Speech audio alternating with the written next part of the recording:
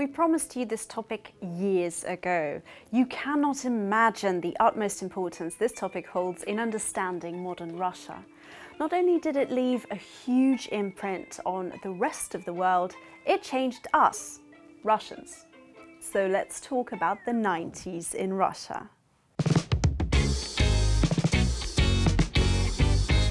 For most people in the West, the 1990s were an era of relative peace. Great music, great movies, great books and TV shows, great economy even, cell phones, computers and connectivity everywhere. And the Cold War was over. A perfect bonus. A tide of progress and everything good about it was just about to sweep the whole world. Except, this is so far from how ordinary Russians remember the 90s. The 90s to us Russians were an end of a life as we knew it. The Soviet Union fell apart. The socialist system was gone, and adapting to the world of capitalism and free market was especially hard for the rigid Soviet planned economy.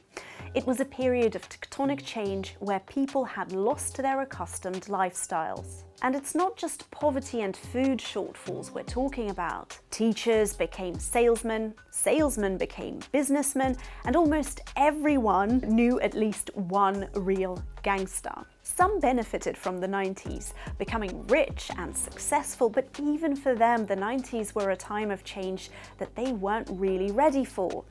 This is why the 90s are still often called lihi 90. This word itself is impossible to translate, but most Western scholars prefer the term the wild 90s, like the Wild West. And indeed, just like the Wild West in American popular culture, a mythical and dangerous no man's land where you could become rich or dead in a week. That's what the 90s were like for us. Yep, the 90s for Russians were similar. Russians struggled to adapt to this new life, to provide for themselves and their loved ones in this new land of both lawlessness but opportunity as well, and later poured their feelings and fantasy into creating the remnants of it. Take a look at one of the most famous movies about the 90s in Russia, Brother by Alexei Balabanov. Shot in 1997, it was a major box office hit, which was not easy to do back then. No one wanted to watch Russian movies anymore, and cinemas survived solely by renting out space to shops. But despite that, pirate copies of the film sold in hundreds of thousands across Russia. The movie itself tells a story of a 22-year-old demobilized conscript Danila, who just returned after serving in the Chechen War, looking for his brother, a place to stay, and a job. The Chechen Wars, actually there were two of them back in the 90s, were also a huge testament of the time. Numerous recruits drafted, sent to the front line, and then left on their own to deal with the aftermaths of both PTSD and a crumbling economy. It jump-started a massive wave of alcohol and drug addiction, a curse for jobless young men who only knew how to fight. This is where we find Danila, who tries to start a new life after war on the backdrops of a grim and empty St. Petersburg. This is where he meets his brother and becomes his wingman hitman, killing other gangsters in the city. So he's a murderer, but Russians look up to him? You see, Danila Bagrov was the face of the 90s.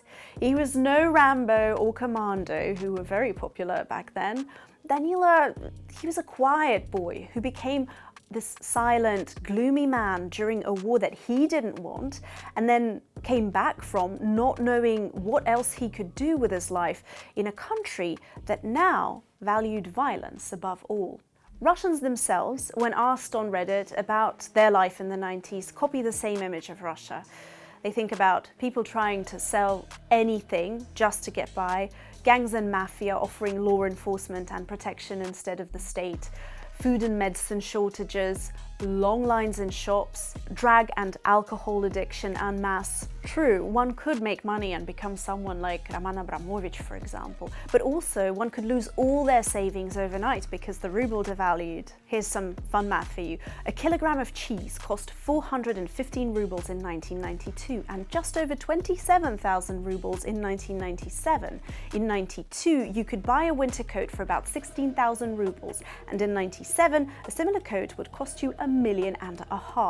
A funeral casket was worth around 2,000 rubles in 92, and 5 years later it spiked to 336,000 rubles. A fun exercise in math indeed, just to illustrate how deeply damaged the economy was. But what's more difficult to assess is the extent to which the nation's psychological health was destroyed by endless tragedies, families broken apart because of substance addiction, years of living in this permanent state of stress.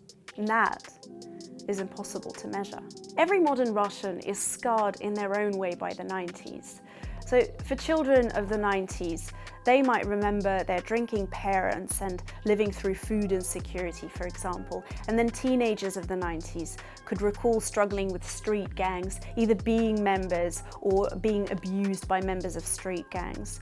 Adults of the 90s had to work multiple jobs just to provide a bare minimum for their families, while businessmen of the 90s had to live in fear for their life and their families' lives, constantly looking over their shoulder, and yes, many were murdered. But hey, it wasn't all that bad. I mean, bubblegum, MTV, and Western culture flooding in with a promise of a brighter future with advertisements on plastic bags. All the while, kids were actually solving these kind of math problems. As a result of the default, which turned into the economic crisis in 1998, the price of imported goods rose by 5 times. Before the default, a pair of sneakers cost 200 rubles.